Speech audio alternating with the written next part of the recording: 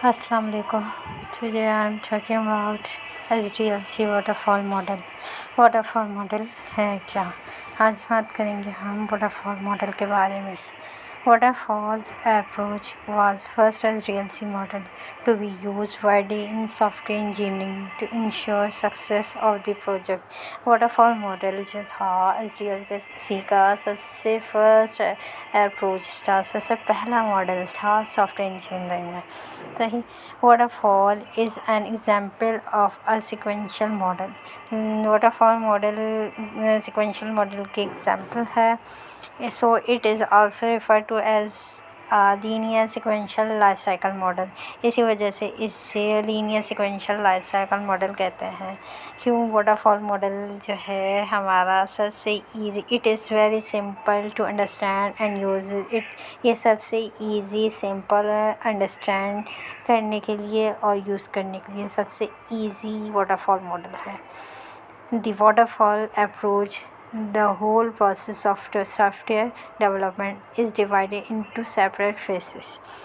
waterfall model approaches the whole process of software development को divide किया गया है, सिर्फ डिवाइडेड किया है सेपरेट फेसेस में. अलग अलग सेपरेट फेसेस बनाए गए हैं वाटरफॉल मॉडल के. इन waterfall model each phase must be completed before the next phase can begin.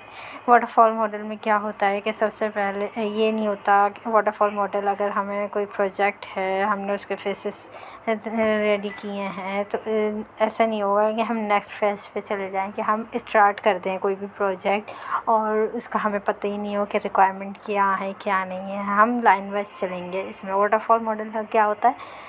Line wise, ऊपर से नीचे आना. पहले फर्स्ट स्टेप कवर करना, नेक्स्ट पे जाना. ये नहीं है नेक्स्ट पे चलेगा, हाफ कवर करके फर्स्ट नेक्स्ट पे चलेगा और फिर याद आया कि फर्स्ट पे ये करना है, तो ऐसा फिर बैक नहीं कर सकते वाटरफॉल मॉडल में. सही. अब ये कुछ डायग्राम है, इसको हम थोड़ा सा पढ़ लेते हैं. सबसे पहला फेज़ है रिक्वायरमेंट एनालिसिस. रिक्वायरमेंट एनालिसिस में क्या होता है हमें कि हम कोई भी प्रोजेक्ट हमें क्लाइंट ने प्रोजेक्ट बनाने के लिए दिया है, तो हम ये देखेंगे कि हमारी रिक्वायरमेंट क्या क्या है, इसमें इस प्रोजेक्ट में क्या क्या नीड हो सकती हैं, क्या क्या चीज़ें रिक्वायर्ड हो सकती हैं प्रोजेक्ट के लिए. हमारा जो है माइंड क्लियर, ये सब चीज़ें जो हैं रिक्वायरमेंट में देखेंगे. सही. फिर नेक्स्ट फेज़ है सिस्टम डिज़ाइन. सिस्टम डिज़ाइन, हमने प्रोजेक्ट लिया क्लाइंट से, फिर उसकी रिक्वायरमेंट चेक की कि ये इस प्रोजेक्ट में ये रिक्वायरमेंट है जो भी है. फिर उसके बाद हम सिस्टम डिज़ाइन करेंगे. सिस्टम डिज़ाइन में क्या होता है? सिस्टम डिज़ाइन में ये होता है कि हम जो भी प्रोजेक्ट है हम उसको हार्ड कॉपी या सॉफ्ट कॉपी में सबसे पहले डिफ़ाइन करेंगे और उसको डिज़ाइन करेंगे कि प्रोजेक्ट कौन सा, किस बेस पे, हार्डवेयर बेस पे, सॉफ्टवेयर बेस पे, उसके लिए क्या क्या नीड हो सकती हैं. ERD डायग्राम हो सकती हैं, TFD डायग्राम हो सकती हैं, या फिर डेटाबेस डिज़ाइन करना हो, डेटाबेस डिज़ाइन की नीड हो सकती है, या फिर सूडो कोड उसका हो सकता है. सूडो कोड बनाने के लिए फ़्लो चार्ट हो सकता है. ये सब जो है सिस्टम डिज़ाइन में देखेंगे. सही. इसके बाद होती है हमारे सिस्टम डिज़ाइन के बाद हमारा आएगा implementation.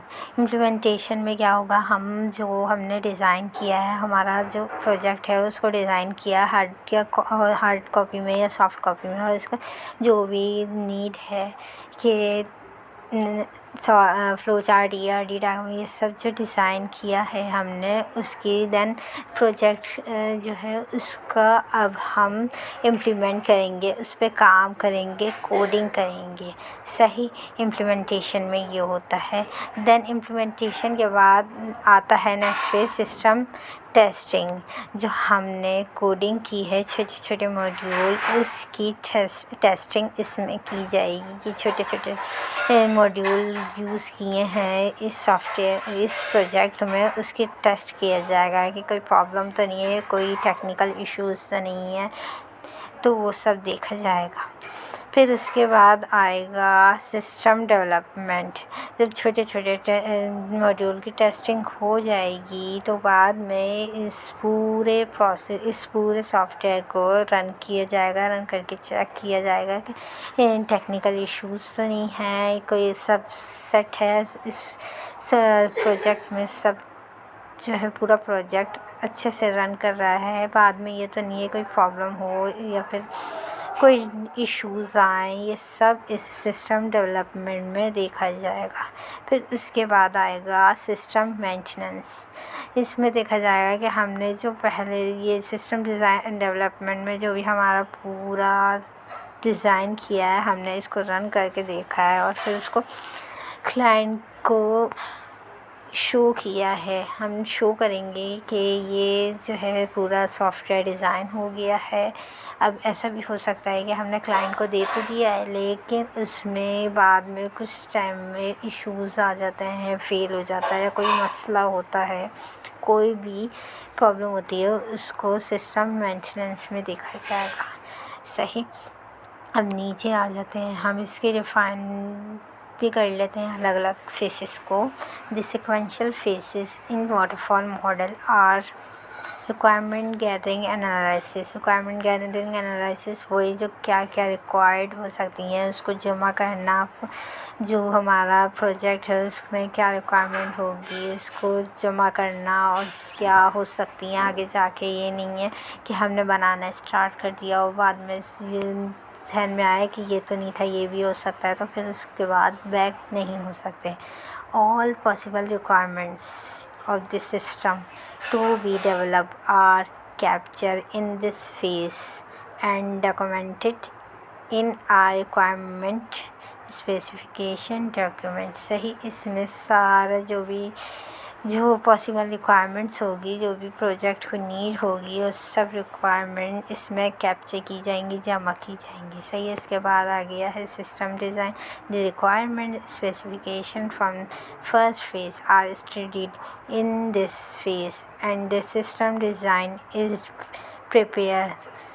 This system design help in specification hardware and system requirement and help in defining the overall system architecture। System design अब हमने देखा, पहले हमने देखा क्या क्या रिक्वायरमेंट पॉसिबल रिक्वायरमेंट्स हैं, उसको कैप्चर किया, फिर सिस्टम डिज़ाइन किया। हमने सिस्टम डिज़ाइन करना स्टार्ट किया। हमने ERD diagram, CFD diagram, pseudo code और ये जो पूरा प्रोजेक्ट है इसको हार्ड कॉपी सॉफ्ट कॉपी में भी डिफ़ाइन करना, ये सब सिस्टम डिज़ाइन में देखा जाएगा। सही। फिर उसके बाद नेक्स्ट फेज़ पे हम जंप करेंगे। ये नहीं है कि हमने नेक्स्ट फेज़ पे आ गए, इसमें रह गया कुछ, बाद में चेक कर लेंगे और जो है ना ये कर लेते हैं, बाद में जंप कर लेंगे, ऐसा नहीं है। फिर जब नेक्स्ट फेज़ पे जब हम आ जाएंगे तो फिर बैक नहीं हो सकते। वाटरफॉल मॉडल का ये रूल है।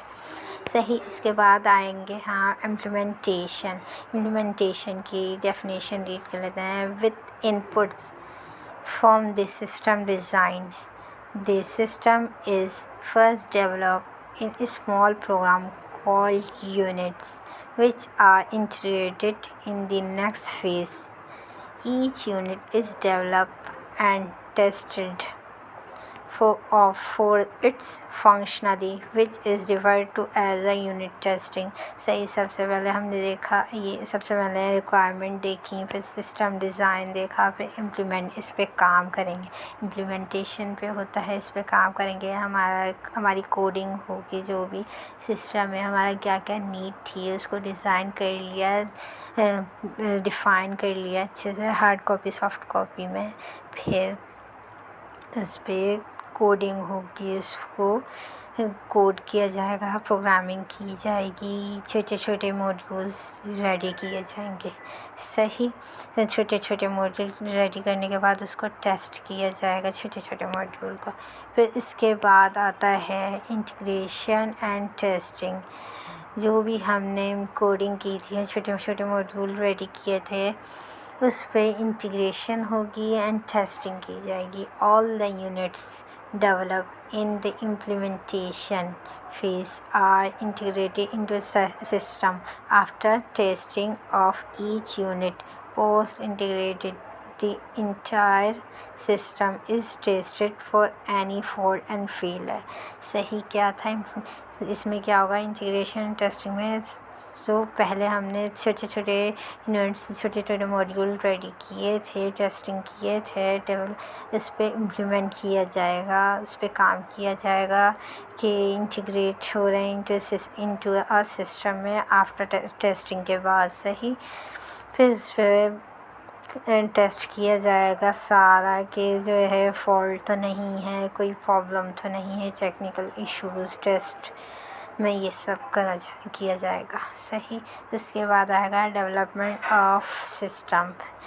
सही, इसके बाद हम देखेंगे कि इसकी डेफिनेशन देख लेते हैं ज़रा।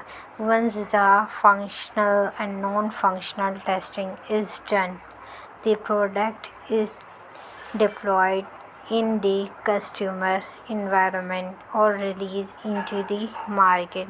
सही, इससे पहले डेवलपमेंट से पहले हमने क्या देखा था यहाँ पे कि हमारी टेस्टिंग की जाएगी, हमने जो कोडिंग की थी उस पर इंटीग्रेट किया जाएगा, सारा प्रोसेस रन करके देखा जाएगा कि ये अच्छे से रन हो रहा है, कोई प्रॉब्लम तो नहीं है सारा सिस्टम। उसके बाद हम यहाँ पे डिप्लॉयमेंट और सिस्टम में देखेंगे कि ये करेंगे कि हमने जो भी रेडी कंप्लीट हो गया है वो कस्टमर को मार्केट में रिलीज़ किया जाएगा, कस्टमर के हैंड ओवर किया जाएगा कि ये कंप्लीट हो गया है।